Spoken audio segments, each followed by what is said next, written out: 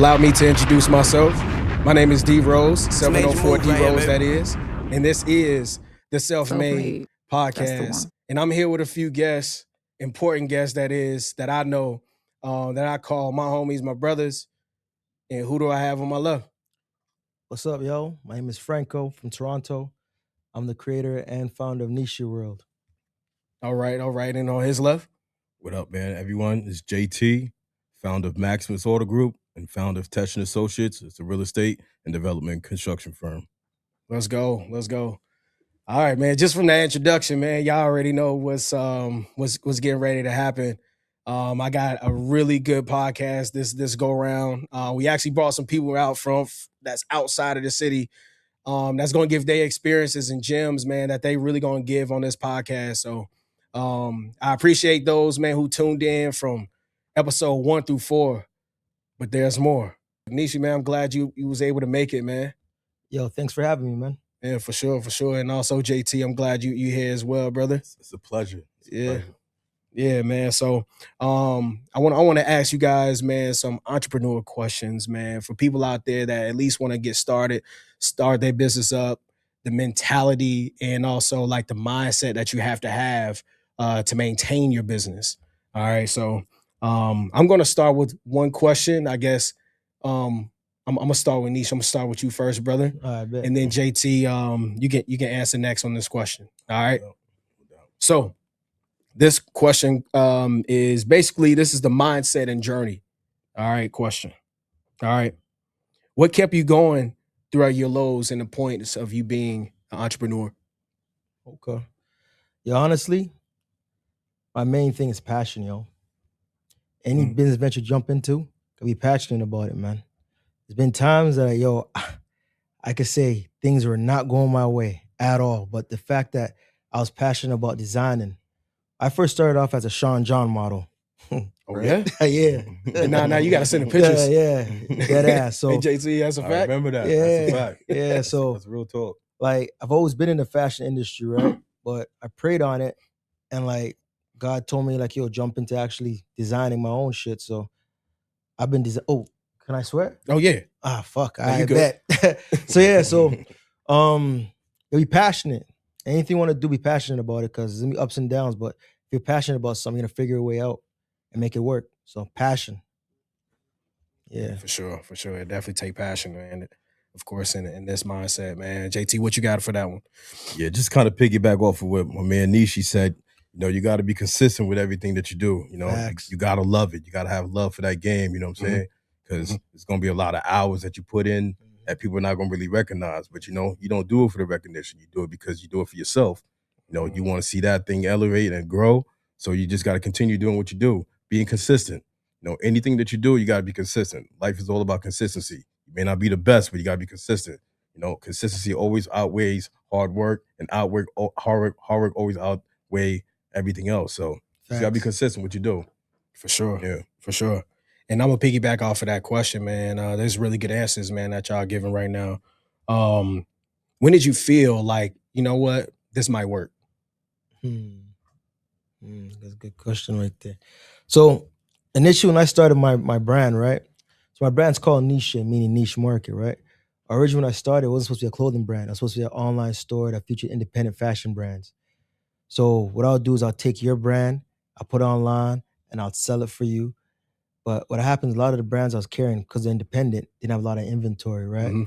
So I would take their stuff, do the photo shoot, put it online, sell it. Then I'll go to them and go pick it up and go mail it out. They'll tell me it's sold out. So that kind of messed up my business plan in a way. But luckily, I had a big homie. He's in the fashion industry called Ghost Label, right? Shout out to Ghost Label, man. Shout out to Ghost Ghost. Shout out to Ghost. That's the OG from Toronto, Toronto's man. finest right there. Come on, trying to stand up. Ghost Label, no label. Let's go. So Ghost is like, listen, I'm gonna do you a solid. Let me create something for you. No, sorry. Let me manufacture something for you. So I sat back and I designed a tracksuit, made 50 pieces. And Ghost manufactured it for me. Within 48 hours, 50 pieces gone. Wow. Yeah. 50 pieces, man. Shocked. That's a lot of pieces. Tracksuits. Yeah, I was shocked. That was my first drop too. I was like, okay. Yeah, so that is where like I realized like, yo, I could do this. I could do this. So 50 pieces gone, then another 50 pieces again. That went that got sold in 2 weeks. Since then, I've been pushing. And funny enough, like it's been 10 years since I've been doing it now. So it's been 10 years congratulations, strong. man. Look, 10-year anniversary, man. Shout out to you and the company for sure. Appreciate it, man. Yeah. Passion, man. You'll be passionate with what you're doing, man. If you're not passionate about it, you're gonna quit. There's been times like, yo, I was like, damn, hell am I doing? Should I diversify into something else? But shout out to my man JT too, man. Kept me focused on the vision, man. Yeah, so 10 years like you straight. Always just need that person. 100%. You need that person. You need someone who's gonna support your dream, man. Yeah, need someone who's gonna be there, tell you, yo, tweak it a little bit, get back to it again. Shout out to JT, man. Yeah, sure. Yeah, shout out to my man Nisha World as well. You know what I'm saying? Like again, like I piggyback on that word consistency. You know, that's everything. You know what I'm saying? There's times where, you know, my brother wanted to almost try to give up, but I'm like, nah, you gotta keep it pushing. Come on. This is what you started, so you gotta keep it pushing. You know what I'm saying? You're gonna see them bad times, but you're gonna keep it pushing and you're gonna get past that. So shout out to my man Nisha World, you know. With me per se, same thing. You know, it'd be plenty of times where I just want to kind of give up. You know, I was frustrated, man. You know, this business is not going the way I wanted to go. Be like but that. What I realized was that how I knew I wanted to stay in the business was when I was proud of myself. You know what I'm saying? That's key. You got to be proud of yourself. Right. Like, putting in that work. You know? So once I was proud of myself, I'm like, all right, I know others are going to be proud of me as well. Facts. I was definitely proud of myself. So consistency. Right. Let's keep it pushing and we're going to strive for greatness. Nice. All right, let's go, man. Let's go, man. We heating up now. We heating up, guys. Let's go. Hey, man, look, man. Y'all 2 for 2. Let's go. All right. So this next category is strategy and execution question. All right.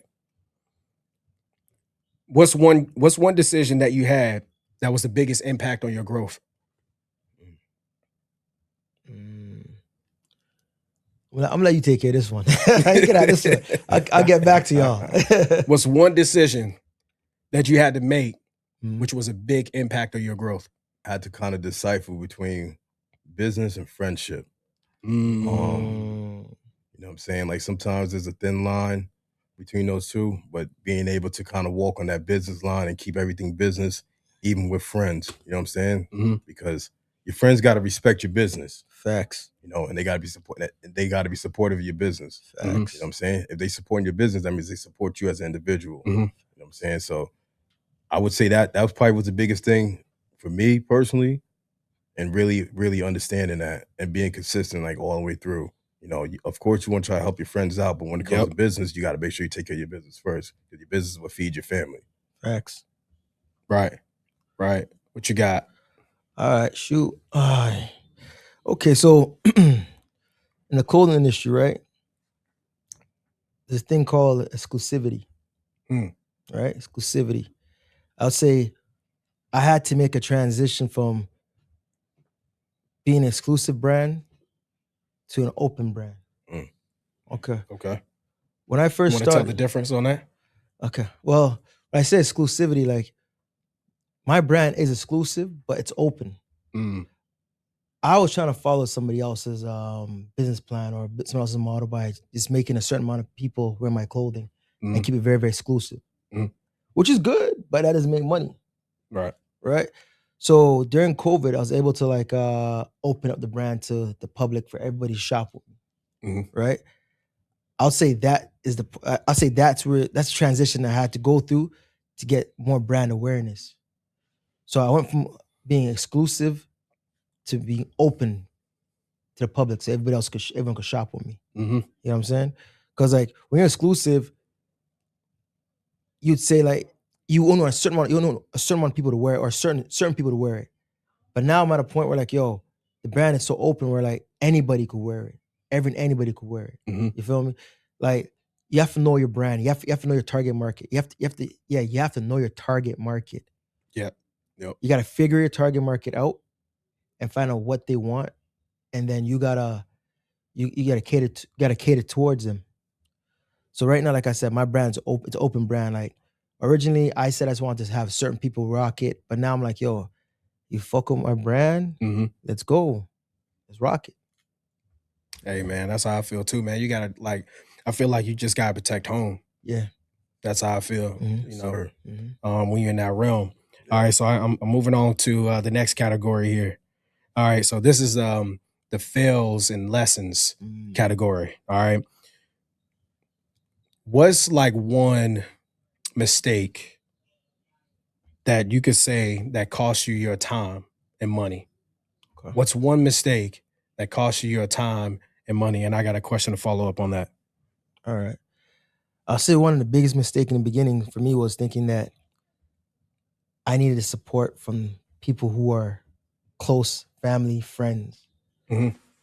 That's the biggest mistake I would say I made in the beginning, because when you're doing business, right? You want to do business with people who don't know you too. Right.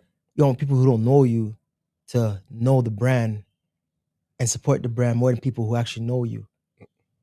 Right? So in the beginning, I felt some type of way that most of my friends and certain family members weren't supporting what I was doing.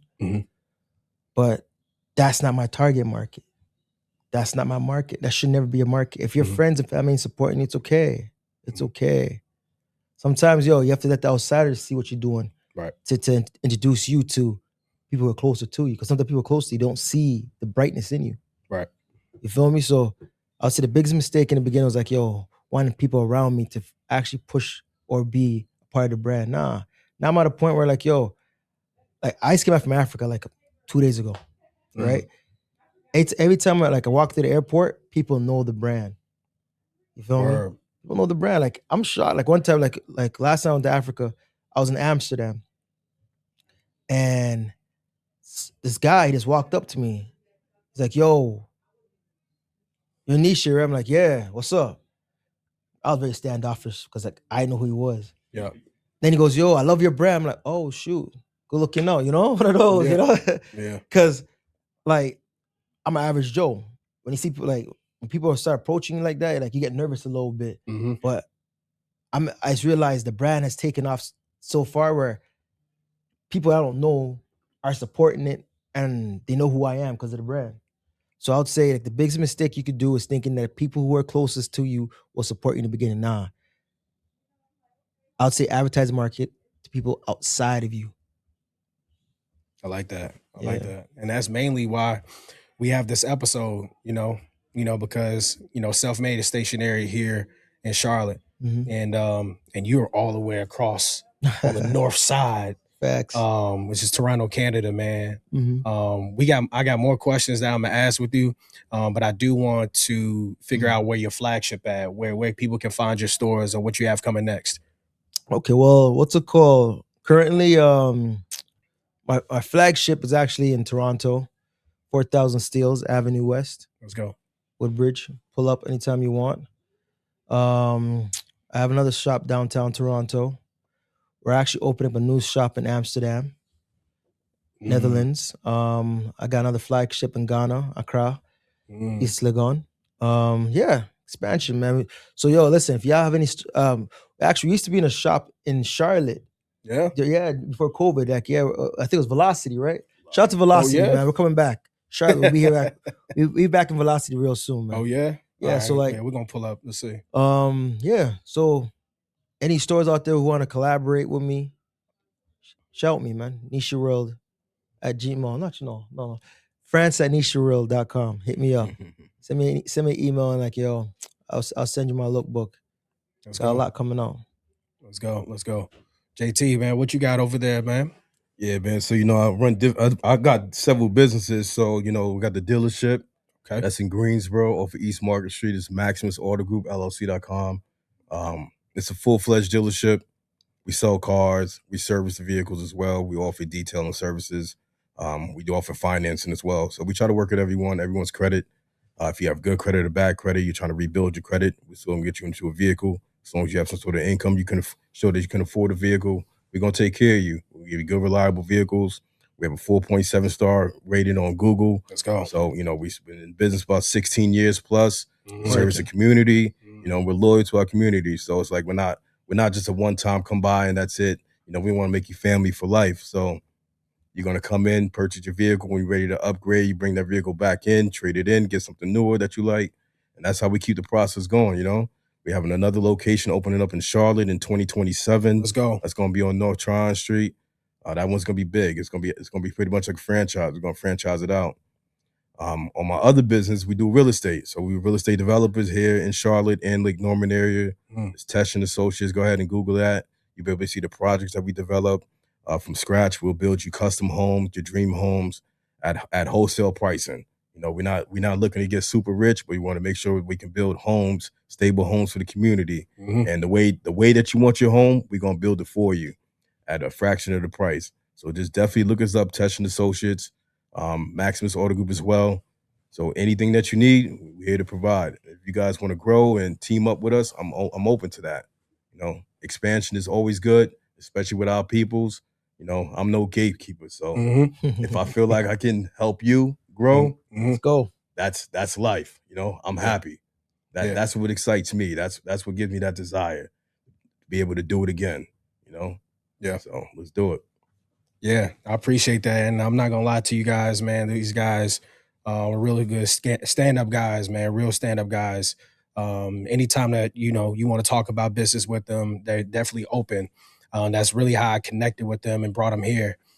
So I appreciate y'all for coming to the Self-Made Podcast, man. So Niche, man, don't go nowhere. JT, man, I appreciate you, man. And also we're gonna make sure we advertise your brand as well, man, and all your businesses. Yes, sir. And before we leave off, I definitely want to give you your flowers, my G. Come on, bravo. You know what I'm saying? I've been knowing you for years and I see the grind, you know what I'm saying? Appreciate you've been that. consistent and you've been talking about it and you're fruition. You're actually making it happen. Yeah. So appreciate that. It's an honor for me to be on this podcast with you. I was not expecting to be on here. Yeah. You know what I'm saying? This just came about 30 minutes ago, but we made it work. You know what I'm saying? Of course. So I want to give you your flowers. Continue doing what you're doing. Yeah. And the city's going to recognize you, man. No appreciate doubt. that love, man. I appreciate that, man. No doubt. But y'all heard it here, man. I appreciate these guys. But yeah, tune in to the next one. Self-Made. Chill. Come on. Yeah. That was good, bro.